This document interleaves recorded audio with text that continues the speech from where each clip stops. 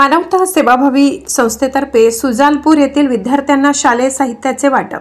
सविस्तर प्रकाशा येथील गेल्या 3 वर्षापासून विविध सामाजिक उपक्रमाद्वारे आपला वेगळा ठसा उमटवणाऱ्या मानवता सेवाभावी संस्थेने आपला सेवाकार्याचा वसा पुढे चालू ठेवलाय। संस्थेच्या वतीने नुकतेच सुजालपूर येथील जिल्हा परिषद शाळेतील 65 गरजू विद्यार्थ्यांना शालेय साहित्याचे वाटप करून त्यांना शिक्षणासाठी प्रोत्साहन दिले। सामाजिक कार्याची आवड जोपासत संस्थेने यापूर्वीही अनेक महत्त्वपूर्ण पाऊल राबविले आहे। यामध्ये प्रकाशा या ठिकाणी मोफत आरोग्य तपासणी शिबिर, वृक्षारोपण कार्यक्रम तसेच साळवदे गावात 26 जानेवारी रोजी विद्यार्थ्यांना शालेय साहित्य वाटप अशा कार्यक्रमांचा समावेश आहे।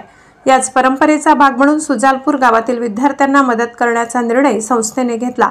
या कार्यक्रमासाठी संस्थेचे अध्यक्ष अजित खाटीक, सचिव गफ्फार मण्यार, उपाध्यक्ष जावेद पिंजारी, वकार मलक, जिल्हा परिषद शाळेच्या उपमुख्याध्यापिका रेखा मोरे, शिक्षक महेंद्र परमार तसेच राजू साई आणि संजय सोनवणे यांची प्रमुख उपस्थिती होती। मान्यवरांच्या हस्ते विद्यार्थ्यांना दप्तरे, वह्या, कंपास पेटी आणि इतर साहित्य वाटप करण्यात आले। यावेळी बोलताना संस्थेचे अध्यक्ष अजित खाटीक म्हणाले, समाजातील कोणताही विद्यार्थी केवळ साधनाअभावी शिक्षणापासून वंचित राहू नये हा आमचा मुख्य उद्देश आहे।